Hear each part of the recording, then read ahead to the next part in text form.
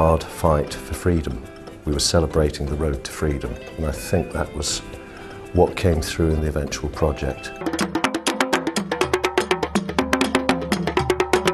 The project was divided into two strands. So the Arts Council funded the performance side, and the Heritage Lottery Fund funded a museums project. The initial preparation of the funding bid wasn't so bad, but the process that came after that negotiation, I think, was a lot more stressful. You ran around filling in forms and providing whatever information is required, and then you wait.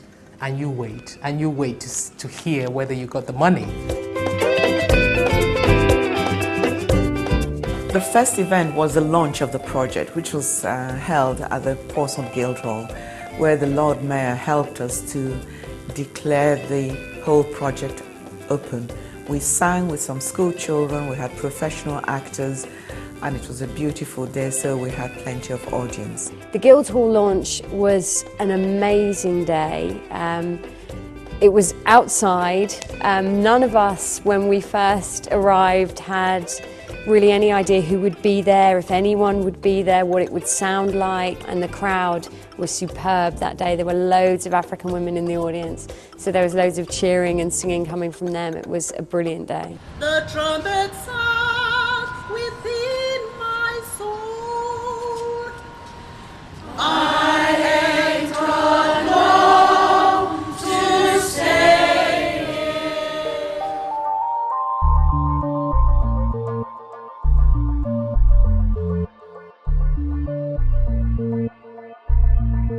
We made a piece in the cathedral to replicate the emancipation services of 1838 when the slaves actually were completely freed. The commemorative service at St. Thomas's Cathedral was to depict the service that happened on the night of the liberation of slaves. I think for me the best part was they had a kind of rigged up sort of coffin in the centre of the performance area, and at the end we all had to be thrown chains into the coffin, and then the congregation came and signed to say it was the end of slavery.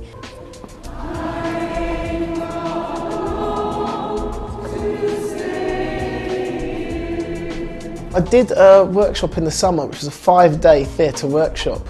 And in the mornings we'd deal with sort of younger ones, in the afternoons we'd deal with older ones, and over the 5 days we'd learn acting techniques, but also explore black history and slavery and how that fits into the world today, and end up on the Friday with a performance to parents and friends.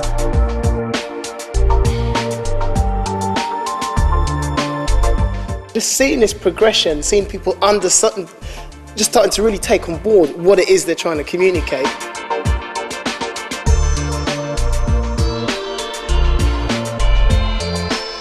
The exhibition was basically the culmination of what the schools did to contribute to the event.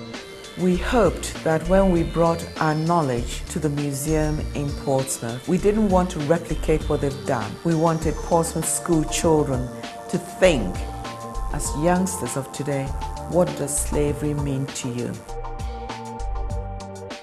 We had loads of different types of kind of media there. We had artefacts there for people to look at, but the main thrust of that exhibition was the young people's work.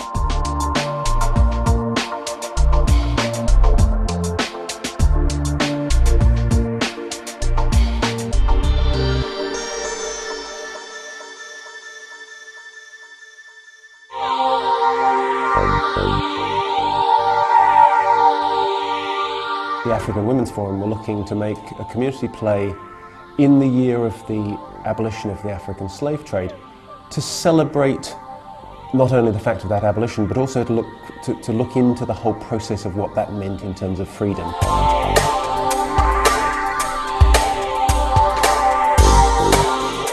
It was about a 10-12 week rehearsal period, rehearsing 3 times a week and building that up. When we were rehearsing on Brighter Than the Moon, fortunately we had a very, very understanding and a very patient Philip, who was the director. Louder here than here, so you are more of a whisper than them. You know, what you're asking people to do is live their day at school or at work, maybe rush down some dinner, and then come to the theatre to be pushed hard by us, and that's quite an immense thing to ask of people. And so as it gets nearer to production, you'll see people getting tired, and of course tiredness leads to the odd bout of rattiness and so on and so on. So it was hard, but it was to be expected that it was going to be that hard, and I just think the way people responded and rose to that challenge was truly inspirational. I am a griot.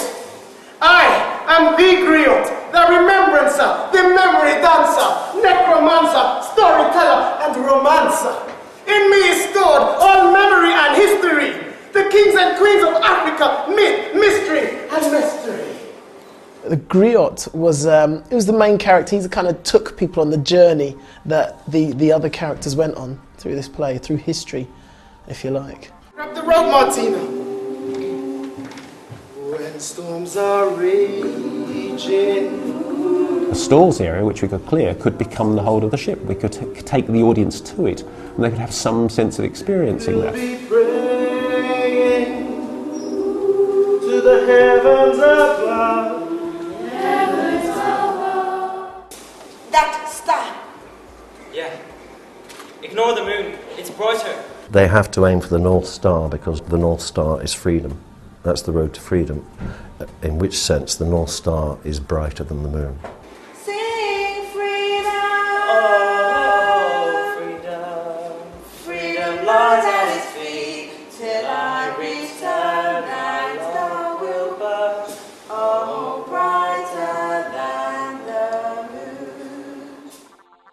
That last week, it was tiring, it was non-stop, it was full on, but we'd get there. It may not be a good performance, but we would get there. However, I think it was a brilliant performance, and I think everyone that was there could just be so proud of what they did. I felt elevated.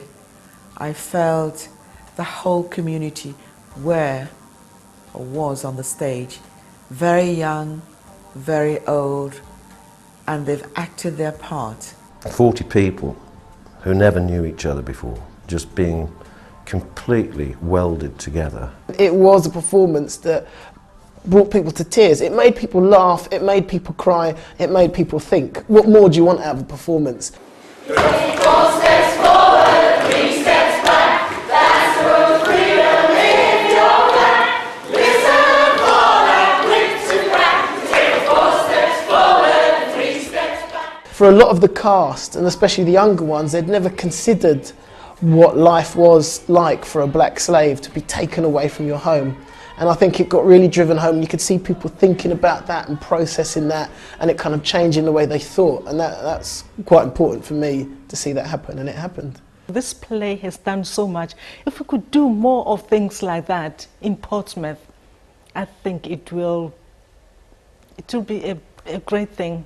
Freedom lies at his feet till I return. That star will burn, oh, brighter than the moon. Yeah! Nationally, 2007 turned out to be huge, and Portsmouth's place in it would have been severely limited without Marie's work and the African Women's Forum's work. If all it does is make people say, what's that all about? And someone says, oh, did you know this is 200 years since slavery was abolished? It opens a key for a discussion, for conversation. And then what people can realise, it's not that long ago, really, and that there's still issues to work out. It doesn't end here, it goes on. Those people will stay together, and that creativity that's been allowed to flourish will continue to flourish. It would be great to take that play now, to take that cast and offer it to a wider world.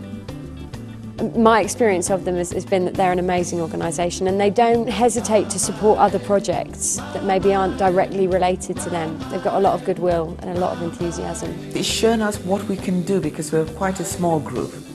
What you can do when you have the willpower and you have the funding to do it. My mind, my mind, my mind.